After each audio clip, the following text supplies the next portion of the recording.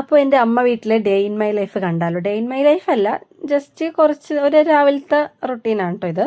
അപ്പോൾ രാവിലെ എഴുന്നേറ്റ് ഞങ്ങൾ മുറ്റമടിച്ചു. മുറ്റം ഞങ്ങൾ പകുതിയായിട്ടാണ് അടിക്കണത്. മുറ്റമടിച്ചതിന് ശേഷം മാമൻ്റെ കൃഷി സ്ഥലത്തേക്കൊന്ന് പോയി.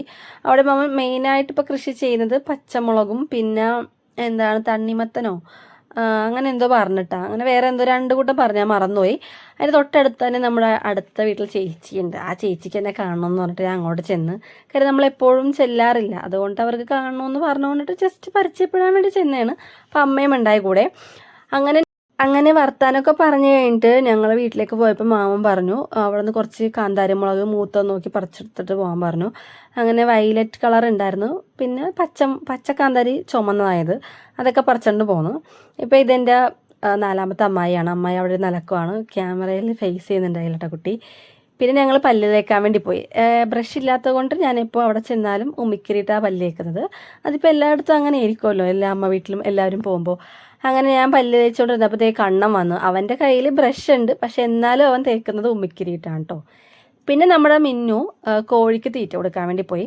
മാമൻ കോഴിക്ക് തീറ്റ കൊടുക്കാൻ വേണ്ടിയിട്ട് കുറച്ച് സെറ്റപ്പൊക്കെ ഉണ്ടാക്കി വെച്ചിട്ടുണ്ട്. കണ്ടോ, ഇതേപോലത്തെ ഒരു ഓസല്ല പൈപ്പൊക്കെ വെട്ടിയെടുത്ത് അതിനകത്തിട്ട് ഇങ്ങനെ കൂടിൻ്റെ സൈഡിൽ കൂടി ഇങ്ങനെ കയറ്റി കൊടുത്താൽ മതി. ഹൈടെക്കാണ്, എന്ത് ചെയ്യാം.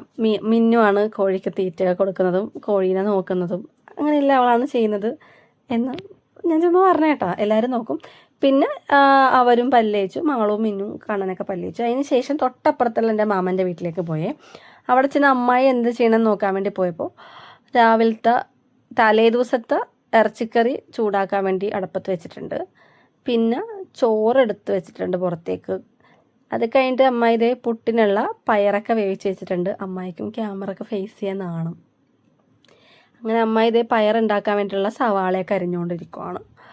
അങ്ങനെ നമ്മൾ അമ്മായിനോട് കുറച്ച് കാര്യങ്ങളൊക്കെ വർത്താനമൊക്കെ പറഞ്ഞ് പിന്നെ ഞാൻ അപ്പുറത്തേക്ക് ചെന്നപ്പോൾ മാമൻ അവിടെ നിന്ന് പുട്ടും ബീഫും കഴിക്കണം. അപ്പോൾ ഞാൻ ഒന്ന് ക്യാമറയൊക്കെ പോസ്റ്റ് ചെയ്യാൻ വേണ്ടി പറഞ്ഞപ്പോൾ മാമൻ ഭയങ്കര സ്ലോ മോഷനിൽ കഴിക്കുവാണേ. പക്ഷേ എന്തൊക്കെ പറഞ്ഞാലും ആ പുട്ടും ബീഫും കഴിക്കാന്നുള്ളൊരു ടേസ്റ്റ് അമ്മ പറയാതിരിക്കാൻ വയ്യ. നിങ്ങൾക്ക് എല്ലാവർക്കും അറിയാമല്ലോ. അങ്ങനെ മാമൻ്റെ ഉരുള പിടിച്ചിപ്പോൾ കഴിക്കോട്ടോ.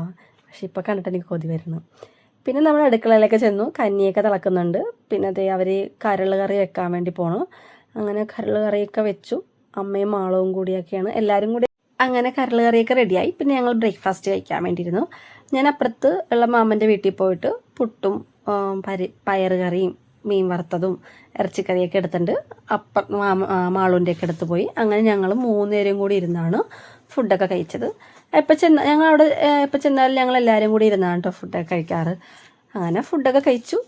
അപ്പോൾ ഇത്രയേ ഉള്ളൂ. അപ്പോൾ എൻ്റെ ഈ കുഞ്ഞു വ്ളോഗ് നിങ്ങൾക്ക് ഇഷ്ടപ്പെട്ടെങ്കിൽ ലൈക്ക് ചെയ്യുക, ഷെയർ ചെയ്യുക, സബ്സ്ക്രൈബ് ചെയ്യുക. എന്തെങ്കിലുമൊക്കെ മിസ്റ്റേക്കൊക്കെ ഉണ്ടെങ്കിൽ പറഞ്ഞു തരിക. അപ്പോൾ അത്രയേ ഉള്ളൂ.